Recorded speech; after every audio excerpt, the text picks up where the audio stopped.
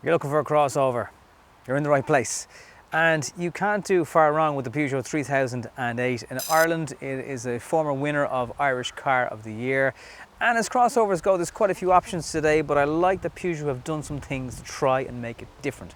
Now, there's a whole range of engines. You can get 1.2 petrols, 1.5 diesels, 1.6s, 2 litres. There is something for everybody. 6-speed manual, 8-speed automatic, starting from €200 road tax. And I'm going to show you some of the things that the car has, possibly above some of the competitors. And let's start with the boot, because in a car like this, it's going to be kind of important. Roof rails on the top of the car are something that contrasts very well with the colour, with the lights at the back, influenced into the 508 saloon and estate versions of the car. And the boot in this car is impressive for a number of reasons. Come take a look at this.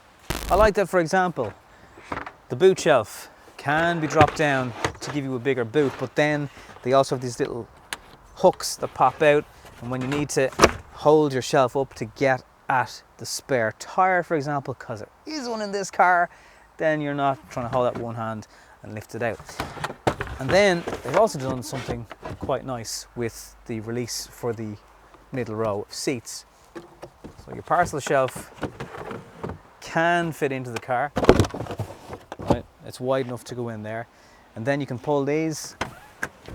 There's no going around to the front, and when that happens, you get a nice flat car that you can load all the stuff you're going to need in. There's a 12-volt charger.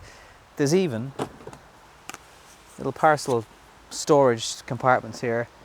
They slide back in, and they're just handy for, I don't know, keeping something very small. Maybe if you've that shelf dropped down, you don't want stuff falling into it, and there's little hooks that you can secure things down with. So they've thought of a lot in the boot of the 3008. You can get electric boot release versions when you go for things like GT lines. It might be worth it, might not. It is quite a heavy boot though, which is kind of reassuring that the car is well built. Later on in the video, I'm going to be letting you know what the car is like on fuel economy and how fancy is the cockpit of the 3008, because Peugeot have really upped their game at that level. But for families, there's some stuff in the back here that you need to know about, like something very cool. Great points in the back. Headroom, tons of it. Leg room, quite a lot of it. Not quite tons, but quite a lot of it. And the driver's seats, even in normal driving position, are quite high up off the floor, so there's plenty of room to tuck your feet under.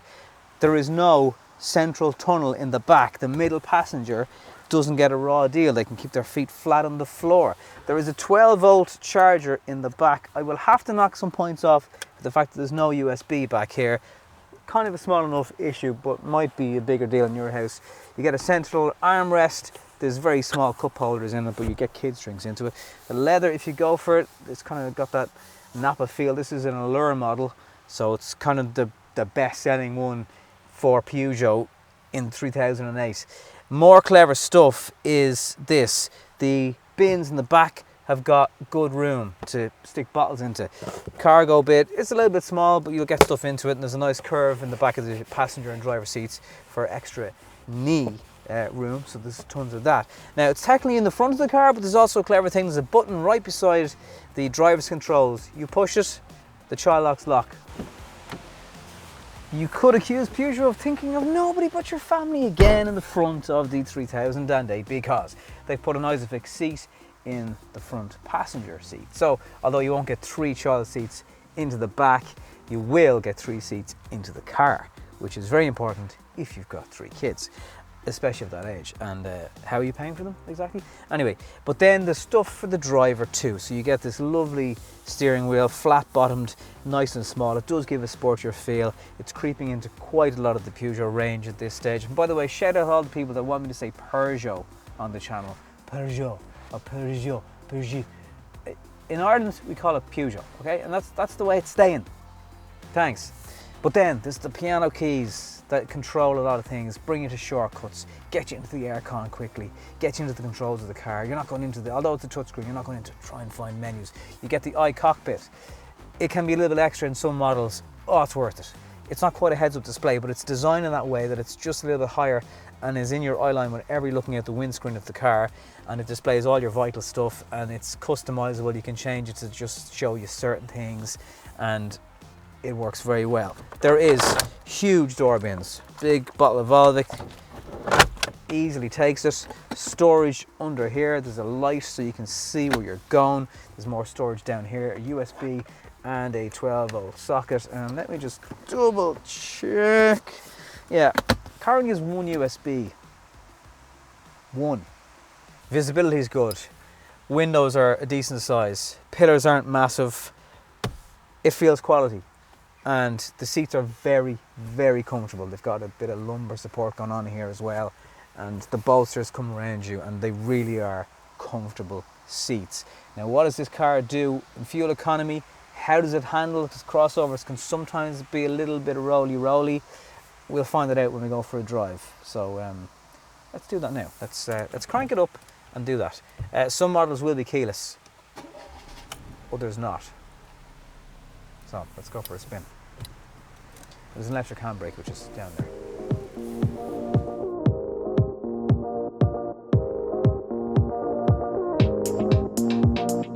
I'd like to think I know my crossovers at this stage. I reviewed quite a few on the channel. We've had a few at home.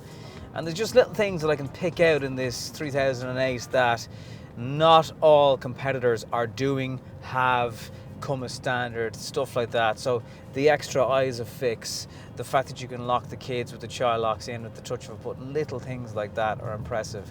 Now also, body roll in crossovers, some are better than others. This one, I'm pleased to say, performs pretty well. It's on a coupe, you're not going to be flinging it around corners. But that said, the 6-speed manual gearbox is nice and direct, it's not sloppy. Going into turns and coming out of them is reasonably okay. Now, I mean, you're not going to be, as I take that turn, you can hear half the stuff sliding around in the back of the car. But they're not what these cars are for. But the fact that it, you know, when you've got nothing that's loose, when you've got no kids in the car, you can still have a little bit of fun with the car, and you know that's important as well. You want a little bit of driver enjoyment with it. Now, this is a 1.2 petrol engine. It's got 130 brake horsepower. Again, there's tons of engine options, but this has got a lot of poke in it. So again, you might have other options in crossovers that aren't quite as sharp when it comes to the accelerator pedal, but in this car that isn't a problem, and overtaking is a doddle. There's plenty of low down torque. It's, you know, it's a bit of a grunt to it as well. Now it's doing about sort of 7.5, 8 litres per 100 kilometers. Having said that, cruising on the M50, if that's, let's say your commute every day and you're thinking, do I need a diesel, do I go petrol? Well, it's going to do just under 4 litres per 100 kilometers when you're cruising at about 100 kilometers an hour. And that's all right by my book.